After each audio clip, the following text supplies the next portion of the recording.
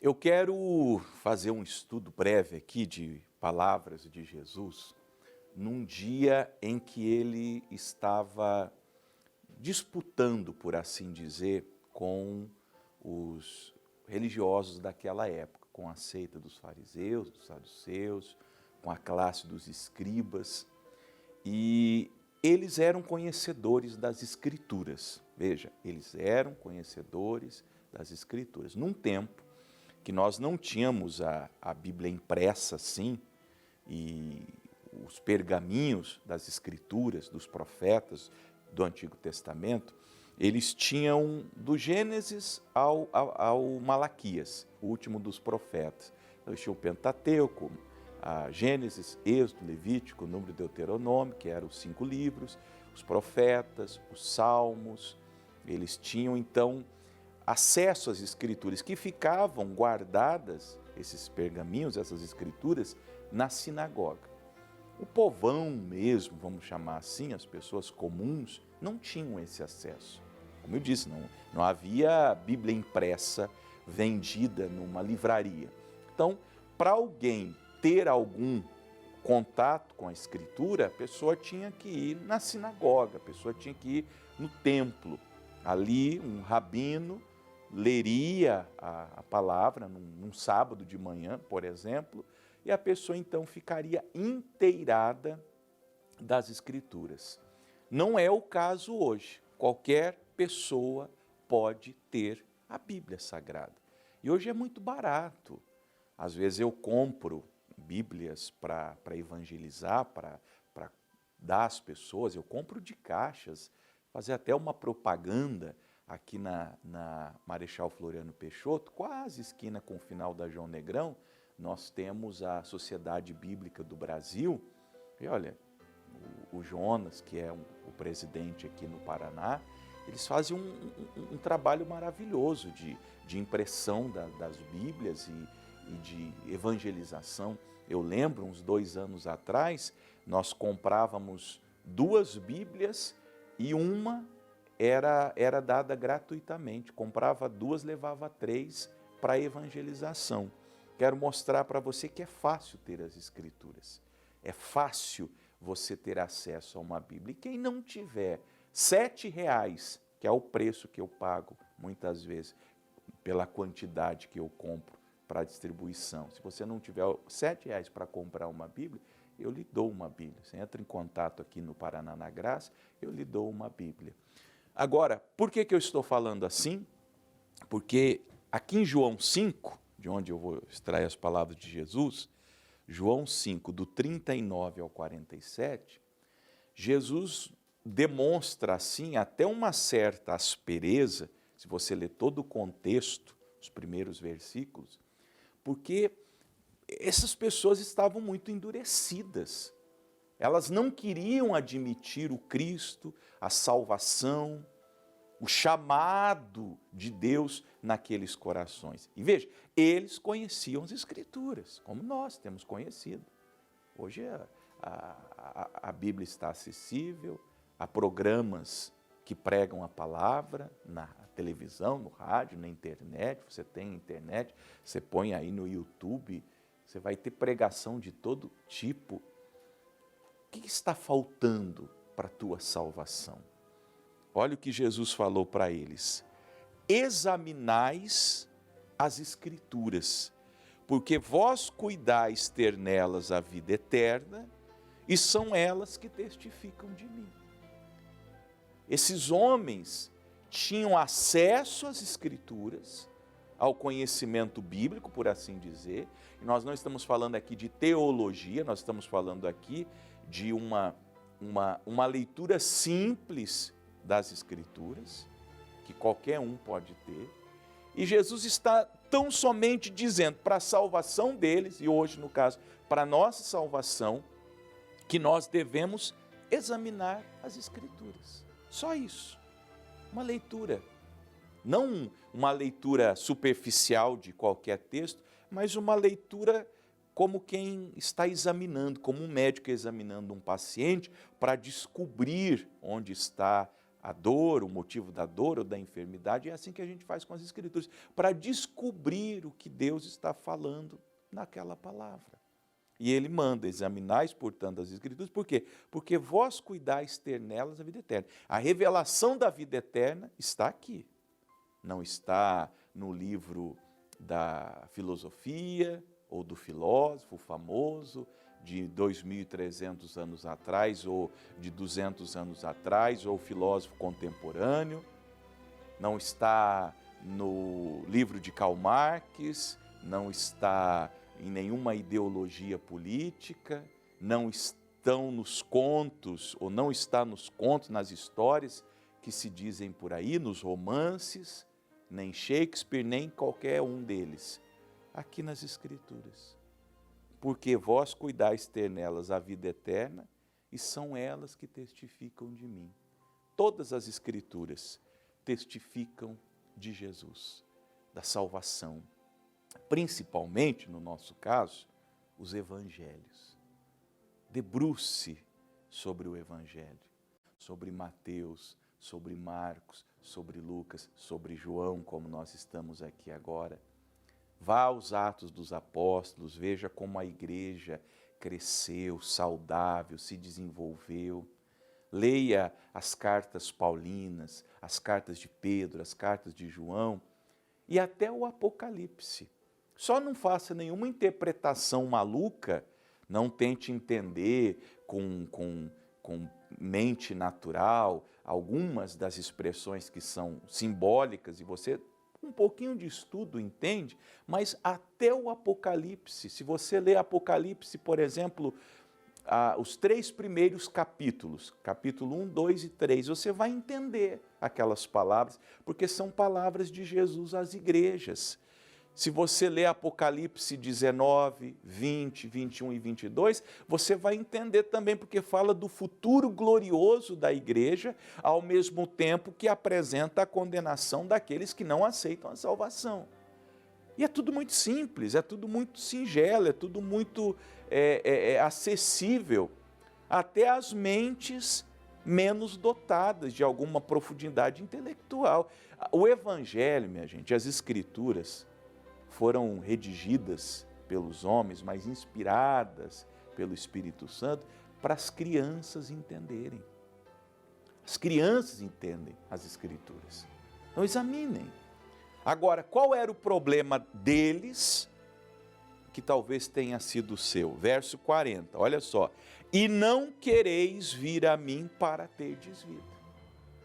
Jesus joga na cara deles, me perdoe a expressão, mas eu acho que é isso que explica melhor.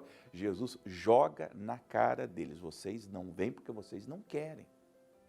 Vocês não querem a vida, vocês querem outra coisa. Tem a Bíblia, tem acesso à salvação, à vida eterna, está acessível a vocês, alcançável, mas vocês não querem.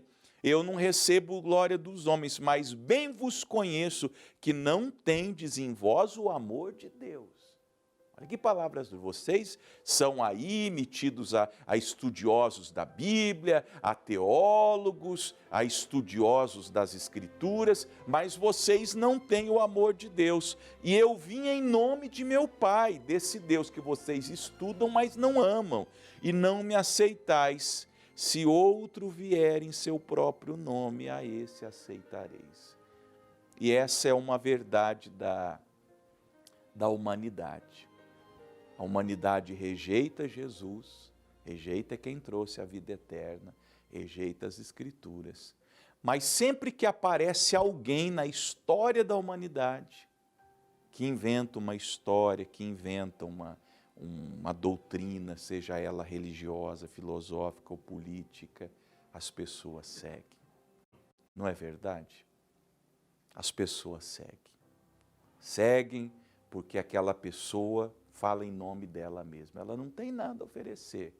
Geralmente nós vamos estudar um pouquinho a fundo a vida daquela pessoa que está ali apresentando uma doutrina, que está ali apresentando um pensamento, e aquela pessoa tem um passado muitas vezes tenebroso, ou tem uma vida reprovável, tem uma vida que não serve de exemplo para nada, nem para ninguém. E nem ela mesma acredita naquelas coisas. Ela fala para as pessoas, mas ela mesma não acredita naquelas coisas.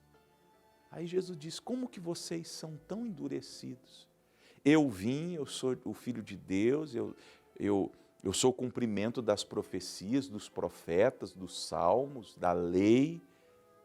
Eu estou aqui pregando, eu estou aqui curando os enfermos, eu estou aqui expulsando os demônios, eu estou aqui mostrando Deus para vocês, eu estou encarnando a verdade de Deus e vocês não querem vir a mim.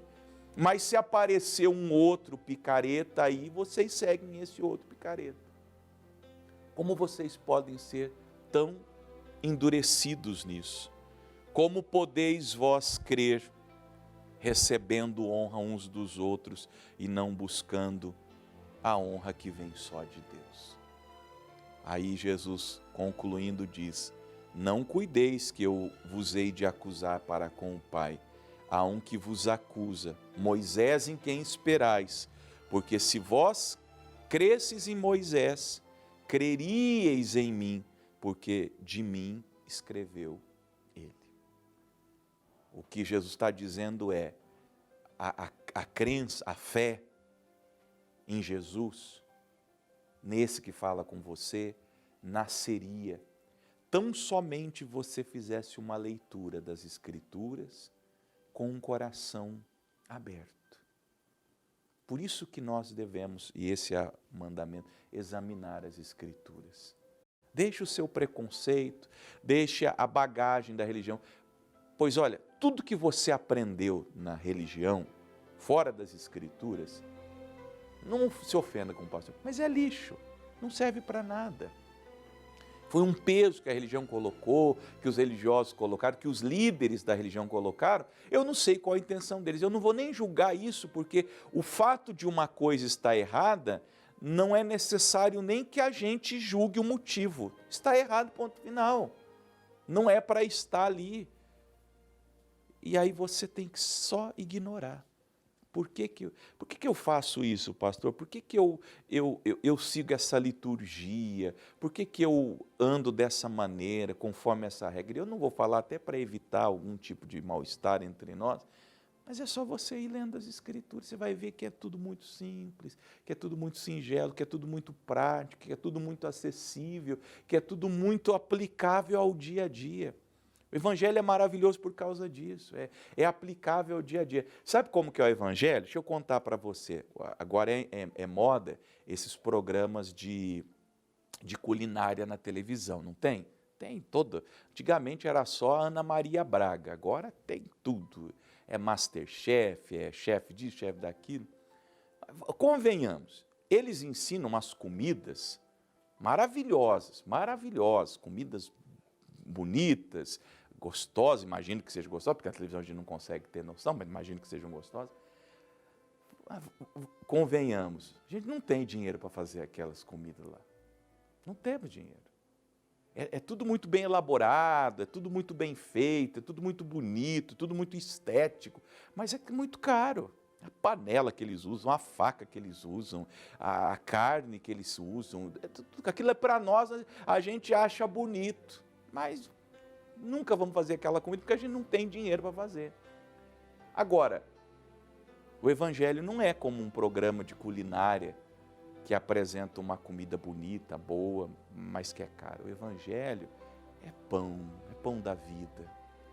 É aquele maná que cai do céu, que é dado por Deus, que não tem a estética, não tem a glória dos homens, por isso que Jesus falou, vocês querem uma coisa assim, com pompa, com estética, com foguetório, como quando entra o time no estádio para jogar o final do campeonato, vocês querem essa coisa de Super Bowl lá nos Estados Unidos, de show, e o Evangelho é simples, o Evangelho vem com simplicidade.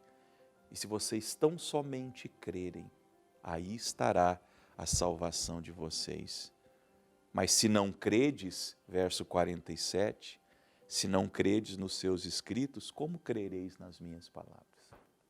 se vocês não têm a singeleza de colocar fé nas palavras de Deus, naquilo que é mais simples, como por exemplo o Salmo 23, o Senhor é o meu pastor e nada me faltará. Olha como é fácil entender, não é fácil entender? O Senhor é o meu pastor e nada me faltará? Não é fácil você entender o que está sendo, a mensagem que está sendo passada, é que se eu colocar minha fé em Deus, Ele não deixará me faltar nada. E se você conseguir tão somente crer e dizer assim, Jesus, Tu és o meu pastor, a partir daquele dia nada te faltará. Qual é o esforço de crer nas palavras de Deus? Nenhum. É só colocar nelas a tua fé. Amém?